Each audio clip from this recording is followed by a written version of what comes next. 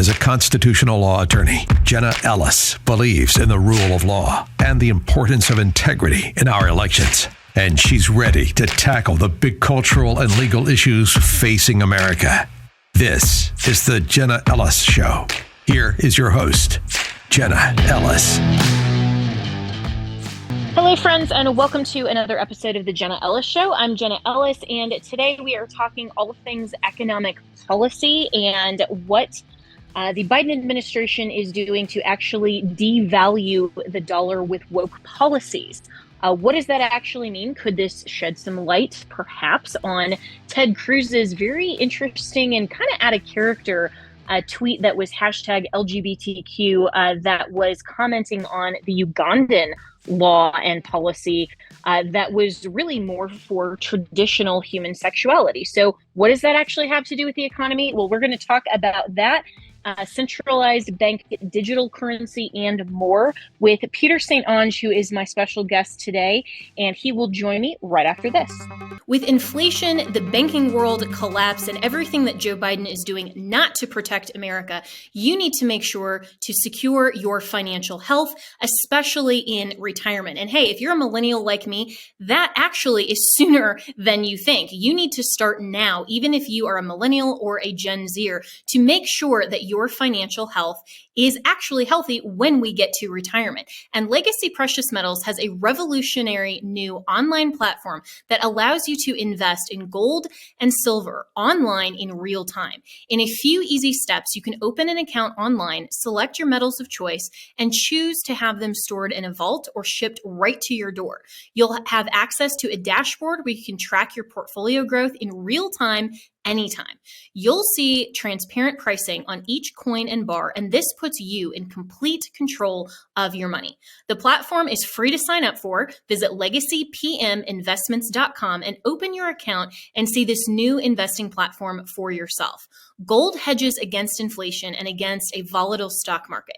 A truly diversified portfolio isn't just more stocks and bonds, but different asset classes. This brand new platform allows you to make investments in gold and silver, no matter how small or large, with just a few clicks.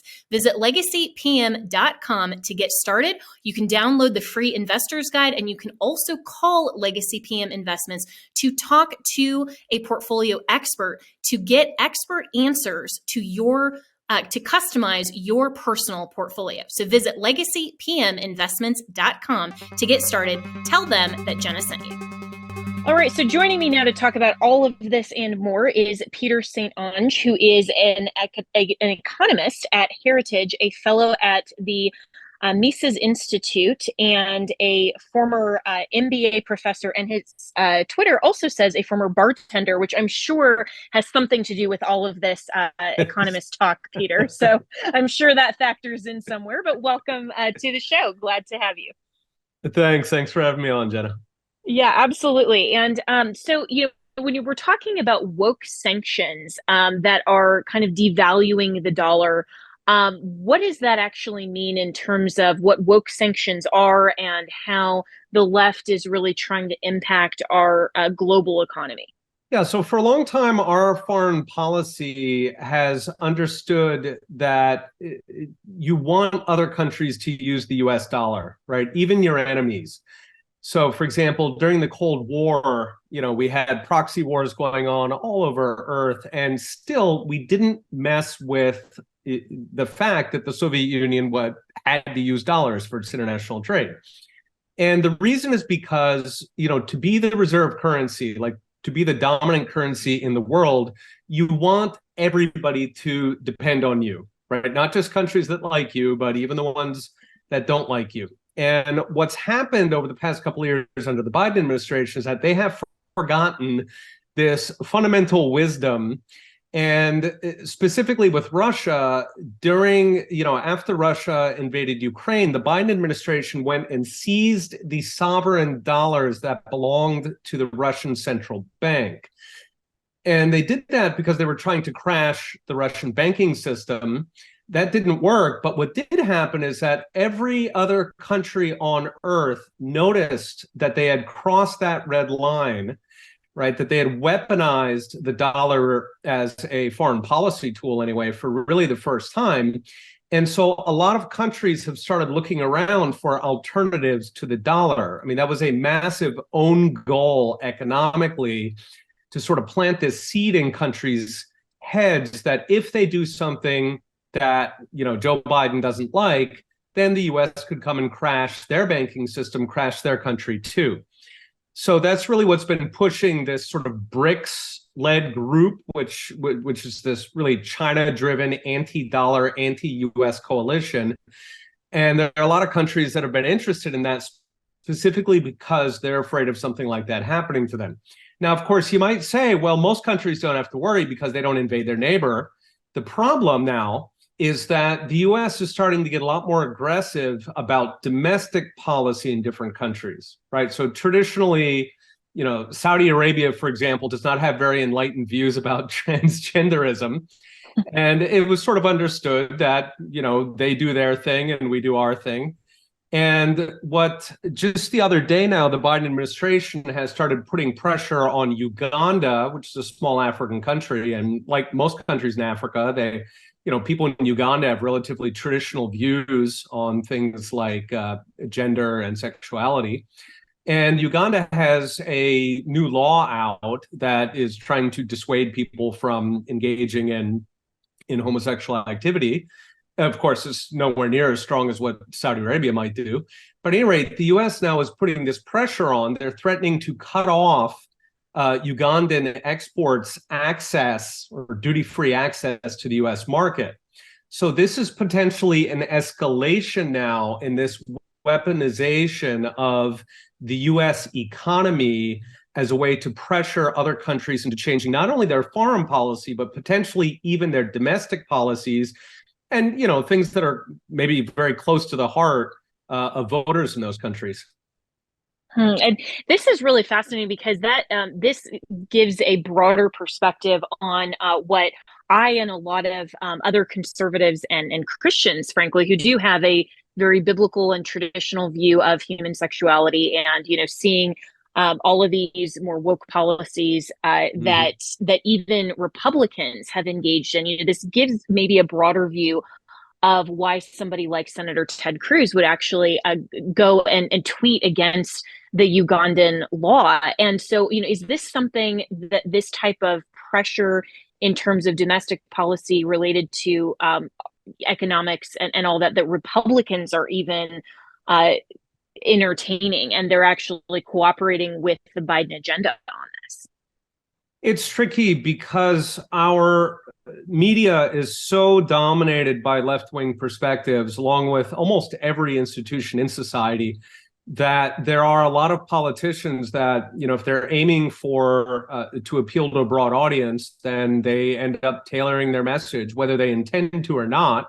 They tailor their message towards a left-wing view. And I think people like you and I are trying to change this, trying to diversify our media so that we can actually have different perspectives and politicians don't feel intimidated and feel like they have to say things they don't believe. Now, I'm sure Senator Cruz believes what he says, but I believe that there's this sort of pressure to talk yourself into sort of going along with the left's agenda, not just on sexuality, but on climate, on economic policy, on social policy, really across the board.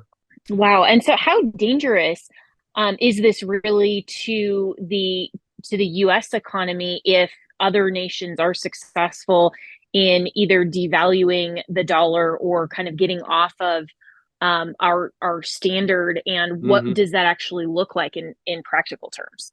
It could actually, if the process keeps going, these sorts of things accelerate, and it can be quite catastrophic.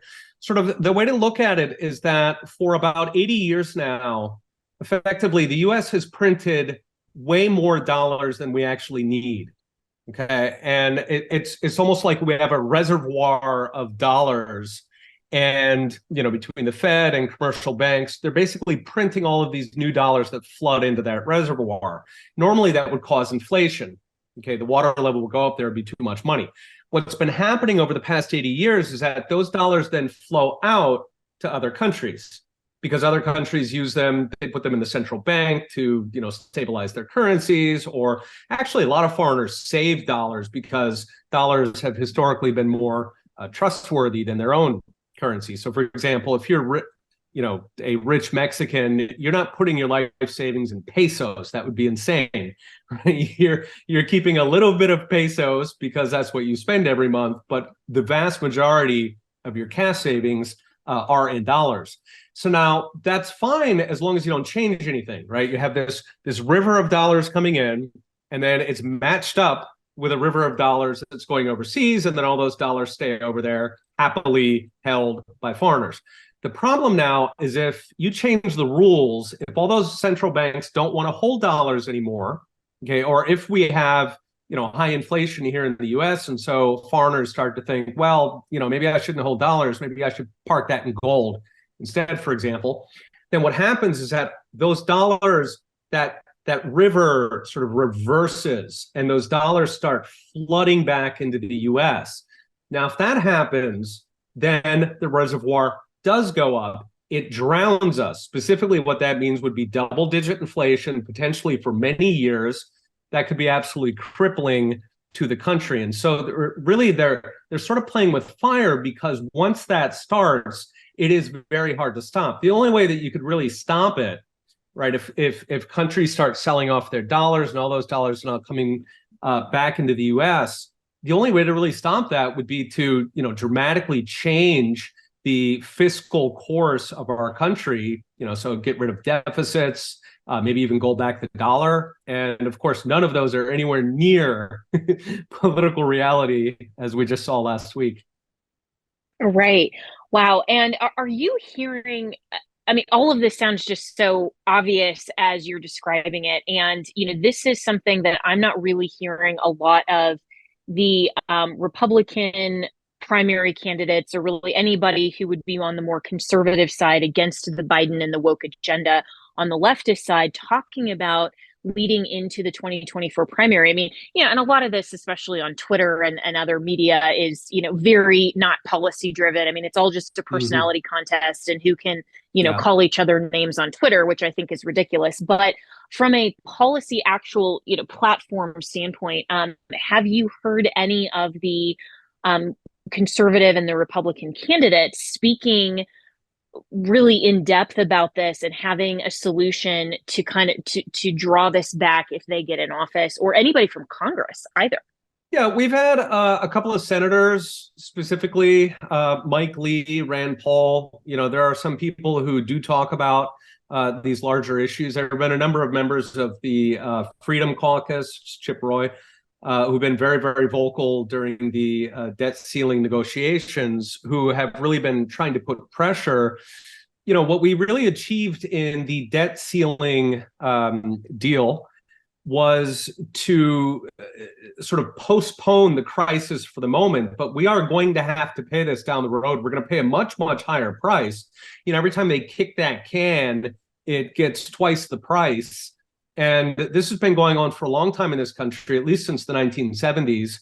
And the bill keeps getting bigger and bigger. So we're looking at over 31 trillion in the national debt at the moment. The Congressional Budget Office, which is kind of the in-house accountants for Congress, they're now projecting 50 or 100 trillion going forward over the rest, over the decades to come. There is a point where that is too much debt, and what ends up happening is that investors don't think that it will get paid back. And I mean, in fact, if you talk to voters, we saw this during the student loan giveaway, right, where Joe Biden wanted to give away $2 trillion of loans that, of course, belong to the American people. And what was striking there is that nobody cared. I mean, that's tens of thousands of dollars for every person who actually pays tax. In theory, that was going to be taken right out of their pocket and just handed out to deadbeat borrowers. And the people did not care.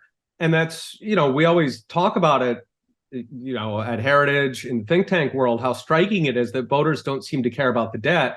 Well, there could be a reason for that, which is that the voters don't anticipate ever paying it back. So at some point, investors are starting to get concerned, if the debt is 50 or 100 trillion, at some point it's just science fiction. It may as well be a gazillion. It's just a made up number. So voters already sort of act like they don't ever plan to pay that back. If investors start to believe that, then it's going to be impossible to borrow that money. That then again, that would be catastrophic for the economy, for the dollar.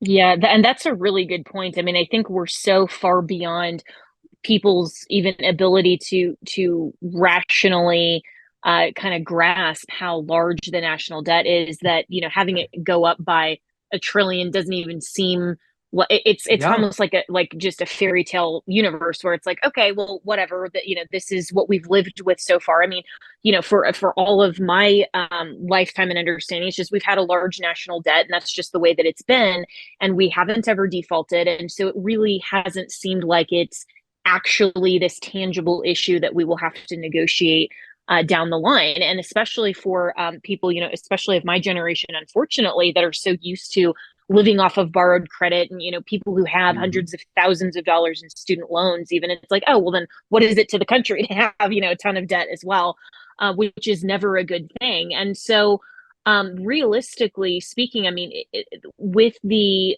and I get Kevin McCarthy's position on the debt ceiling issue and saying we cannot default and we have to kind of have this stopgap. And, he says that he negotiated as many concessions as he could have. People like Chip Roy and other members of the Freedom Caucus have, said that they wanted more. In your view, is there a way for Republicans and fiscal conservatives to truly build on the debt ceiling issue, or was that more of a political talking point? Yeah, what I was really hoping for, so nobody in the conversation, right? Nobody at all was arguing for default. And default was never really on the table. Okay, that was a scare tactic, a fear campaign by the administration to try and scare people into thinking that the economy was going to collapse and the stock market and grandma was going to have to eat cat food. That was never ever on the table. What was on the table was that if there was no debt deal, then the debt ceiling would have hit, which means that the government still takes tons of taxes in and still gets to spend all that money. That would have been somewhere around 4.8 trillion. It still would have had all this tax money. It would not have been able to run deficits anymore. That's all the debt ceiling means, right? It means that the government doesn't instantly shut down.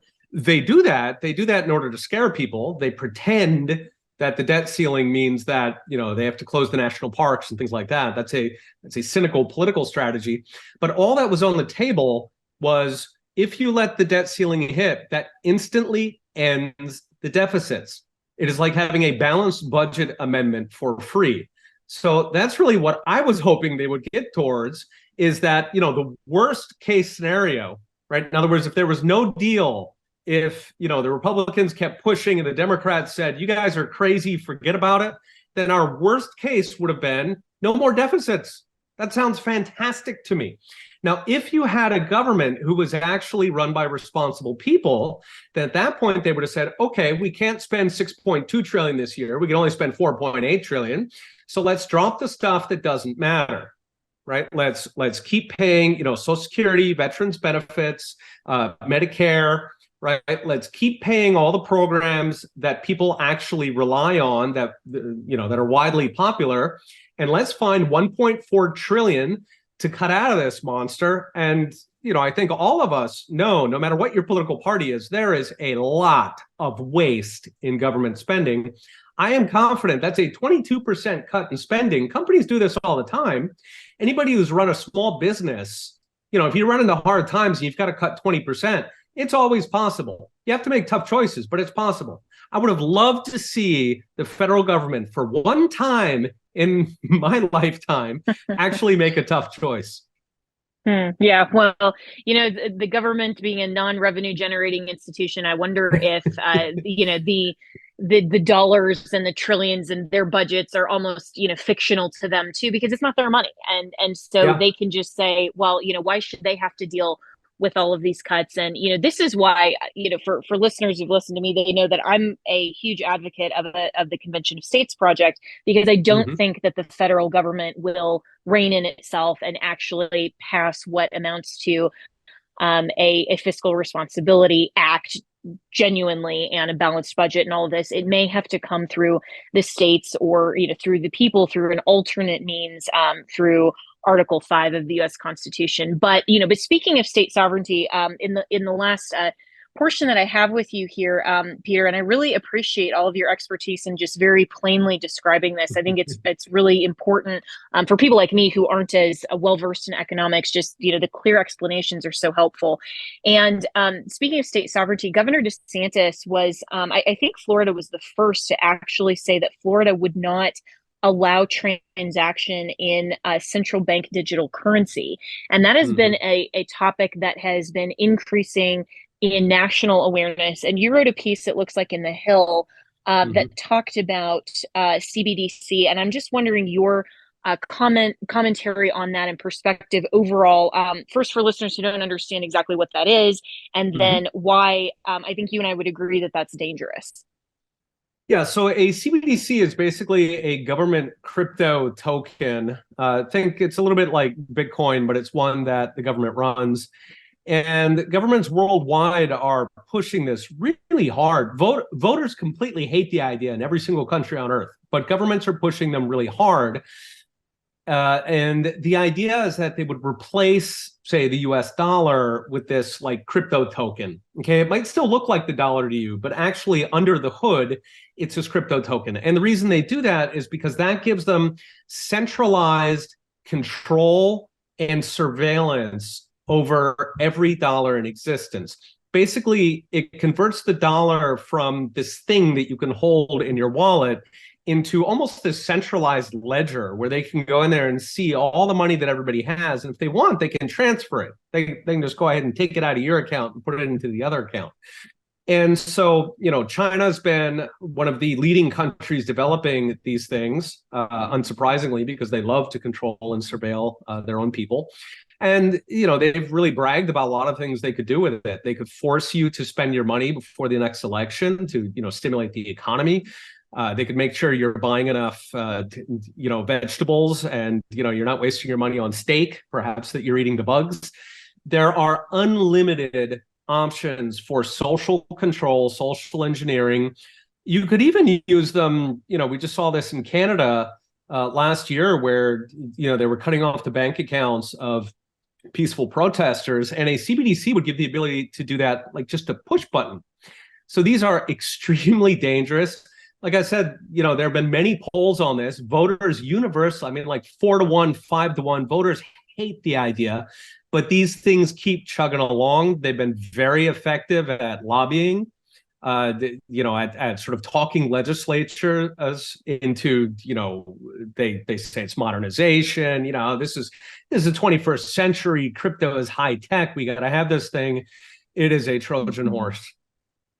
Yeah, and it sounds like, in the way that the advocates describe it, it's like, well, everything is online transactions anyway. And so if we convert dollars more into this crypto, it's actually more secure, like Bitcoin. But they're forgetting to discuss the really big difference, which is that, crypto and Bitcoin, why people like it is because it's decentralized and it's not government regulated and controlled, where a CBDC literally is. And so this would have a lot of things that could be attached to it, like social credit scores, or if you don't have woke policies that govern yourselves. Well, sorry, you've had too many carbon emission credits for flying too much, so you can't spend your money on these types of purchases, and that is really dangerous. And so, for the people who are suggesting, well, this is just talk and everything.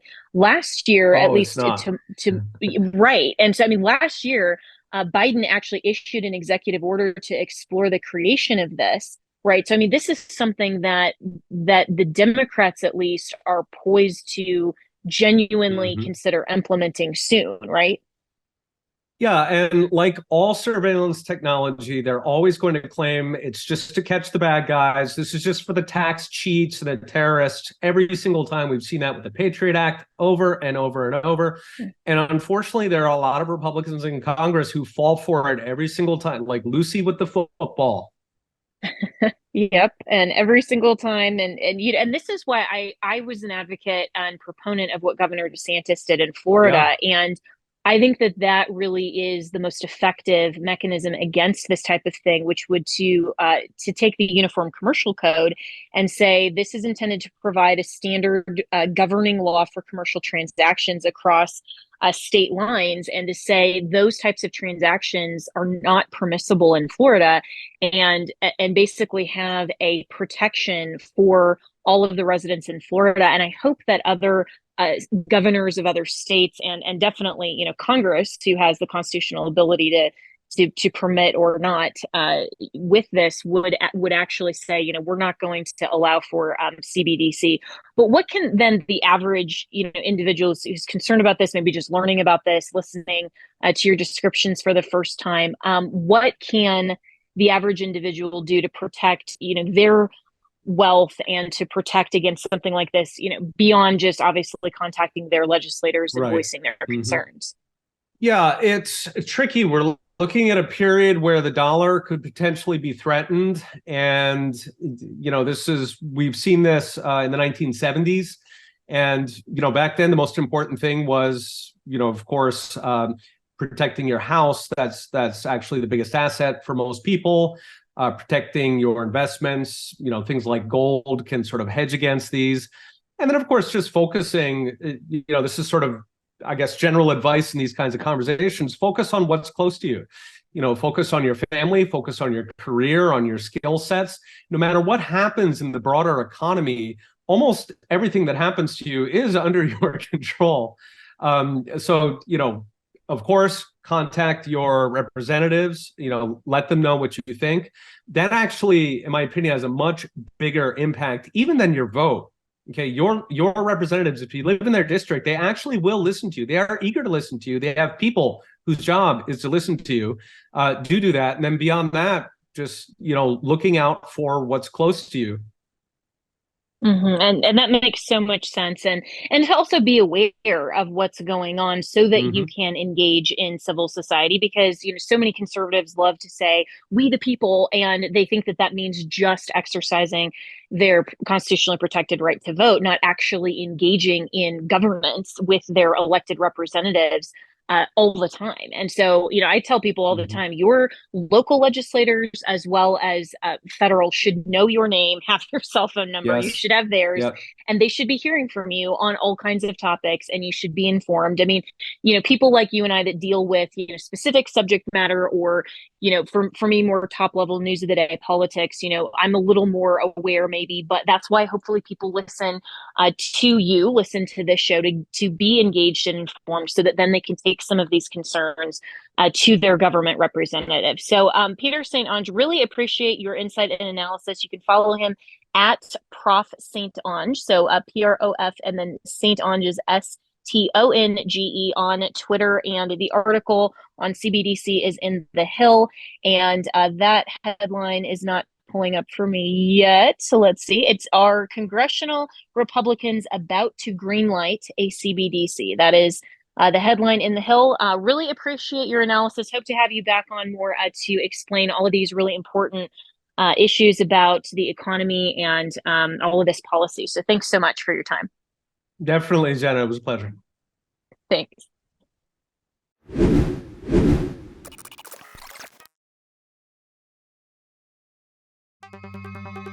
With inflation, the banking world collapse, and everything that Joe Biden is doing not to protect America, you need to make sure to secure your financial health, especially in retirement. And hey, if you're a millennial like me, that actually is sooner than you think. You need to start now, even if you are a millennial or a Gen Zer, to make sure that your financial health is actually healthy when we get to retirement. And Legacy Precious Metals has a revolutionary new online platform that allows you to invest in gold and silver online in real time. In a few easy steps, you can open an account online, select your metals of choice, and choose to have them stored in a vault or shipped right to your door. You'll have access to a dashboard where you can track your portfolio growth in real time anytime. You'll see transparent pricing on each coin and bar, and this puts you in complete control of your money. The platform is free to sign up for. Visit legacypminvestments.com and open your account and see this new investing platform for yourself. Gold hedges against inflation and against a volatile stock market. A truly diversified portfolio isn't just more stocks and bonds, but different asset classes. This brand new platform allows you to make investments in gold and silver, no matter how small or large, with just a few clicks. Visit legacypm.com to get started. You can download the free investor's guide, and you can also call Legacy PM Investments to talk to a portfolio expert to get expert answers to to customize your personal portfolio. So visit legacypminvestments.com to get started. Tell them that Jenna sent you. My friend Mike Lindell has a passion to help you get the best night's sleep of your life. He didn't stop at the pillow. Mike also created the Giza Dream bed sheets. I have them. I love them. These sheets look and feel great, which means an even better night's sleep, which is crucial for our overall health. Mike found the world's best cotton called Giza. It's ultra soft and breathable, but extremely durable. Mike's latest deal is the sale of the year. For a limited time, you will receive 50% off the Giza Dream Sheets marketing prices down as low as $29.98, depending on the size. So go to mypillow.com and click on the radio podcast square and use promo code Jenna, Jenna. There, you'll find not only this amazing offer, but also deep discounts on all MyPillow products, including the MyPillow 2.0 mattress topper, MyPillow kitchen towel sets, and so much more. I have all of this. I love it. Everything from MyPillow and also mystore.com, you can use promo code Jenna. So go to mypillow.com, use the promo code Jenna, and also mystore.com. And remember, use the promo code Jenna.